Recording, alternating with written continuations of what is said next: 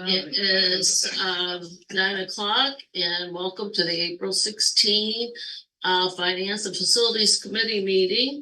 We have a presence, we have a quorum, Margaret, Jim and myself. Tina will be signing on, so we're ready to go. She's on. There she is. All right. Like Matt. Good morning, Tina. Good morning. Good morning. All right, action items. We don't seem to have a lot here, but moving right along. 2.1, recommend approval for payroll certification. 1.1. 2.1? Oh, I'm trying to really rush it here. Thank you. 1.1, approval of the minutes. I'll move the minutes. Jim, Second. Margaret, favor? Aye. No opposed. Minutes approved. Now to 2.1. Recommend approval of payroll certification. Move. Margaret, Second. Jim, all in favor? Aye. Opposed. Motion approved. 2.2. Recommend approval of petty cash. Move. Jim, second, and Margaret. All in favor? Any opposed? Motion carried. 2.3, recommend approval of unpaid leave of absence. Megan Benning, I'll move that. Second. Margaret move, Jim second, all in favor? Motion carried. Okay. 2.4. Recommend approval of resolution for sabbatical leaves. I'll move that. Margaret, second, Jim, all in favor? Aye. Motion carried. 2.5, recommend approval of resolution to submit SUNY Broome proposed 2024 to 225 operating budget to the county executive and county legislature. Move. Jim, Second. Margaret. 2.6, recommend approval of resolution for a voluntary retirement program. How many people do you think you, Yeah, I'll move it. Margaret, I'll second it. second. How many people do you think you'll get it? We believe it will be successful.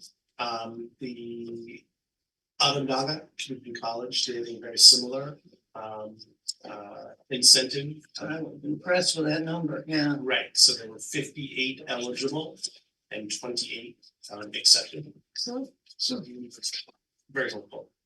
And we have a lot of faculty that are over 50. That are eligible. Yeah.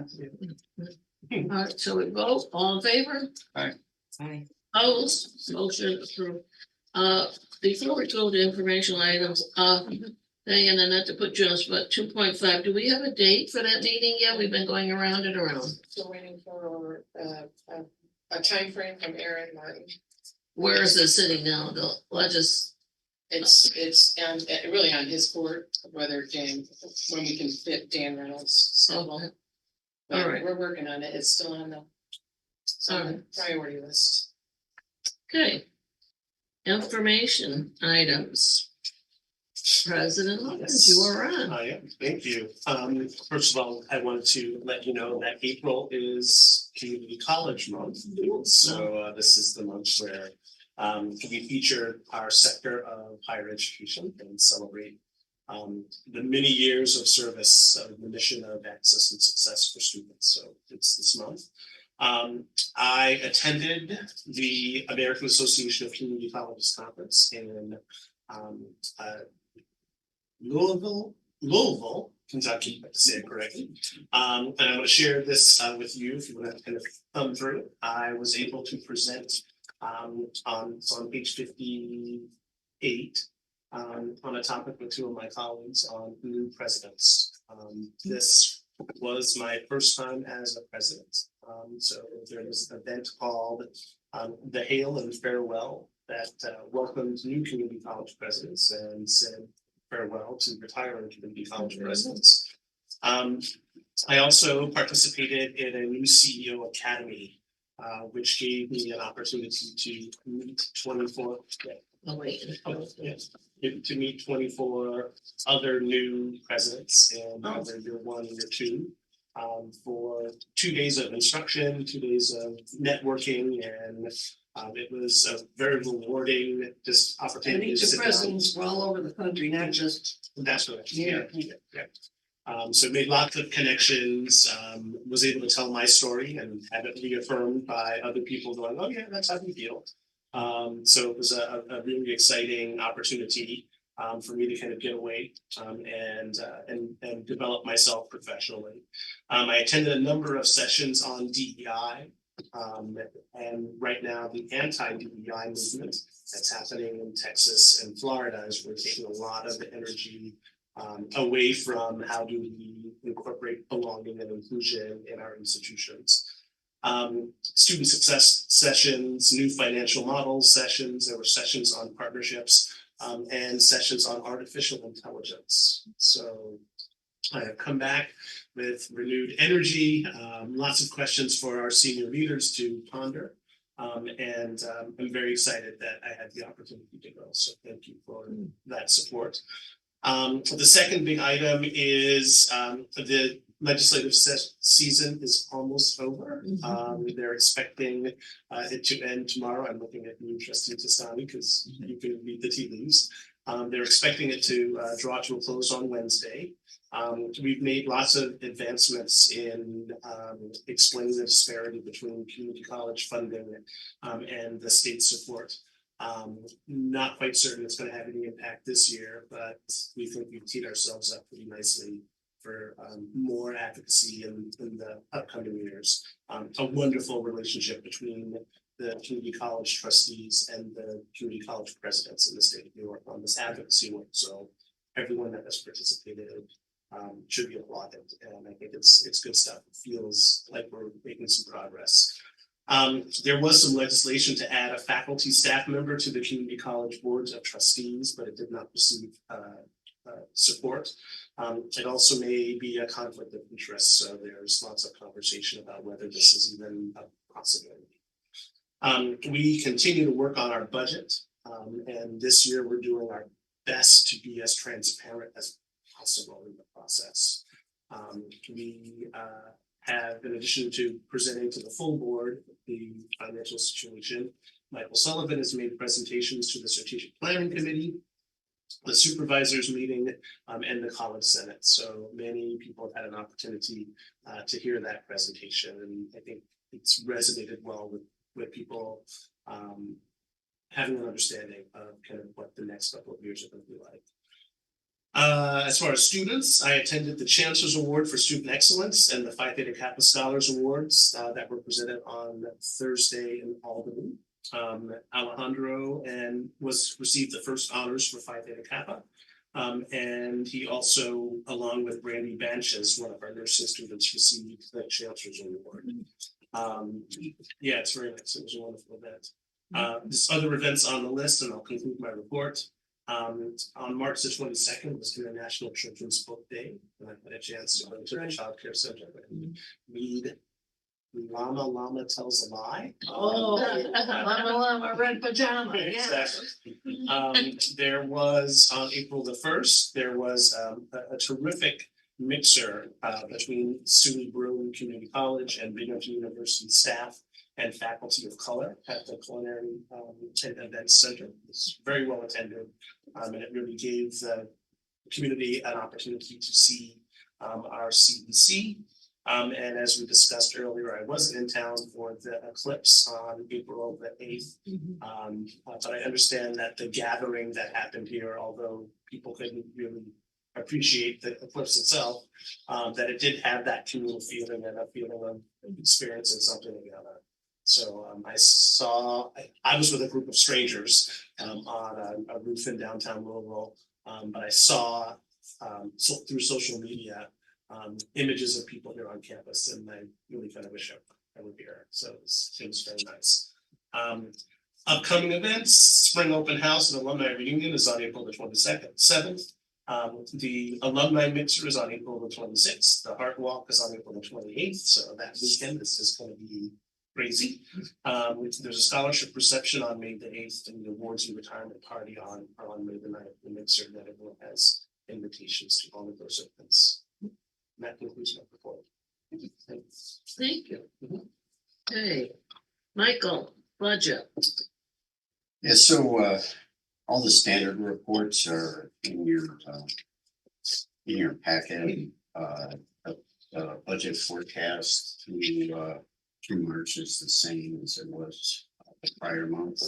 So still holding steady with trying to balance the budget with the especially with the back elimination. So in your report, you'll see a report on investment earnings, which is pushing almost 300,000, which is helping on the miscellaneous revenue side to help offset some of the enrollment loss. So otherwise, everything else in the report is pretty standard.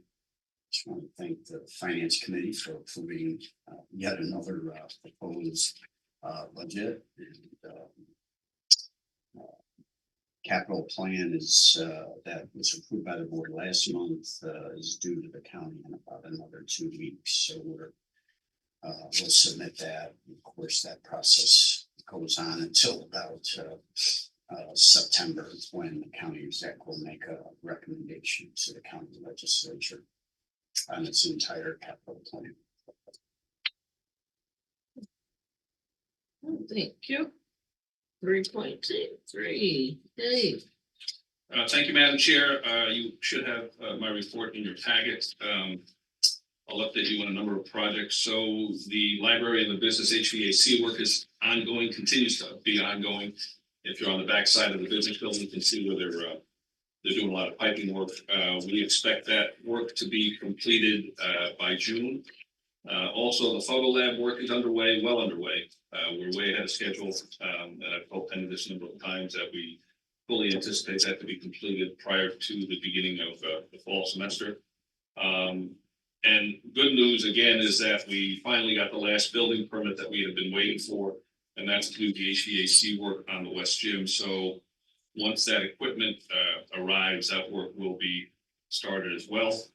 The second paragraph, you can see that we've determined the schedule for the Decker nursing renovation project with board approval of the bids anticipated in August at your August meeting, and construction work to begin shortly thereafter. We had a very good meeting yesterday with much of executive management, Michael, Dr. Hawkins, Penny, and others to talk about the study that Holt is doing, Holt Architects, on a mini master plan, which is evaluating the use of Wales, the library, both science and student services. And much of it is focusing on the development of a one-stop shop and potentially a welcome center. And I thought the meeting was a really good meeting yesterday, very constructive. The architect's going to go back and make a few revisions and get the information out to executive management for them to further take a look at. A couple of other things. Chance Anderson, who's another local architect, is putting plans together for a possible expansion and or renovation of the BC Center. The dormitory authority has a grant program that has been advertised, and Nicole from the BC Center in particular is putting the paperwork together to submit an application for that. But we're looking at upgrading the BC Center in its entirety, the facilities there, and then potentially adding an additional classroom and also a sensory room. So we had a meeting internally with BC Center staff the other day and reviewed that plan. It was pretty well received. They're going to go back and make a few modifications to that plan and then develop a cost estimate for that. What else? We hope, and I know the contract has gone through, we hope to be adding a junior hockey team at the BC Center. And for those of you not familiar with what junior hockey is, it's mainly comprised of kids that are out of high school that want to play hockey either go to Division I or end up playing in the NHL. So junior hockey is huge, not only in the United States, but all over the world. So this will be a junior hockey level team playing here at the BC Ice Center, or the SUNY Broome Ice Center. We hope that everything goes good with that contract and that they can start their ice time when we put the ice back down in August. And I think the rest is just reports on ongoing projects that we have underway. So with that, I would be more than happy to answer any questions that you might have. Dave, I don't know what a sensory room is. It's you know what, Margaret, it's like a maybe Carol, you can help me with this, but it's a place where the kids can go.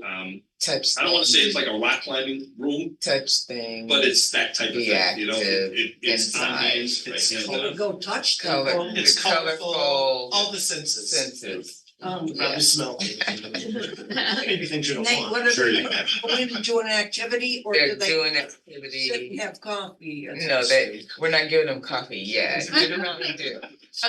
Red Bull. No, they can go and they can climb up a little stair thing and then maybe slide down the other side or It's like a playground for little kids. a big safe kids. playground for little kids. Yeah. Much more sophisticated though. Mhm. So as Dr. Ross says, it's to really heighten their senses and their And their dexterity and. Hmm? Is it used a lot? Yes, but we don't have one, according to Nicole, in this county. So we would be the first to have a sensory room. Yeah, in fact, Margaret, they have architects that do just that. They design these sensory rooms. So the architect that we have on board, Chance Anderson, wouldn't do that. But we would look to one of these architects that does do that. And yeah, as Carol said, it's a good opportunity for the BC Center to have something that That's right something now we nobody else need, has. right? Yeah, right. oh, absolutely. Sets us apart. And I think more importantly, if we can manage to add a classroom. Yeah, and that's in the plan. Great. That's in the plan. We have to modify the square footage because you need so many square feet per student. And we're not quite there, so the architect's gonna have to move a few things around, but it looks like we're gonna be able to add the classroom as well, which will be good. And one of the things that we're gonna pilot this summer is we'll be opening this summer, one class per age group. So we'll have 3 classrooms open this summer, and that's gonna be for the first time in a long time. And they're gonna kind of break even. It's a good thing. We're gonna break even. On that part. What year is that? Thank you. Any One other thing questions? on this grant, that the college, my review of all the documents may require the college to get authorization from the board to front the cash for the project, because FSA doesn't have adequate funds, so you have to front the money. It's up to, the grant is up to 1.5 million. So, but it's on a reimbursed basis. As you spend, you get back. So we need to have 1.5 million to contract for FSA to contract with the contractors. So it's really be the non-for-profit that executes all these agreements. Facilities management is providing all the technical assistance, but the corporate entity would be Faculty Student Association. So we'll have to have I think we'll need an authorization from the board to authorize us to loan FSA up to 1.5 million. Does it have to be in one fell swoop? I would imagine it may, because we would commit to the subs to much like we would with a capital project by the college. So I think whatever that entire commitment is, it would be prudent to have those funds available. But cash flow wise, we need an authorization from the board, and then let's say after 2 months, the contractors draw a couple $100,000 that they need to get paid, so we advance FSA a couple $100,000. Oh, okay, So so as you they don't need, have to as they take need up the that cash. 1.5 million and Immediately. give it to them immediately, No. okay. Okay. Yeah, it's reimbursed based upon the bills that they submit. And then they say it's about a 6 to 8 week timeline for them to audit it and then reimburse us for the costs. So you don't see any problem with the cash flow? No, we'll have to, so it's part of our interest earnings, we'll lose some interest because we'll have to plan Mm-hmm. out. This will probably be a year from now by the time the grant gets submitted, gets reviewed, gets approved, we go out, bid the project. It'll be a while, but we'll have to cash manage it on our side, and which we do with a lot of stuff that the college is dealing with already, so. Margaret, the building is 30 years old, 30 plus years, so it's, and there's been very little Yeah. renovation done over the years, so it's really an opportunity to totally upgrade them, so. Anything else? Okay, we have a motion to adjourn. So moved. Margaret? Adjourn. Thank you very much. There.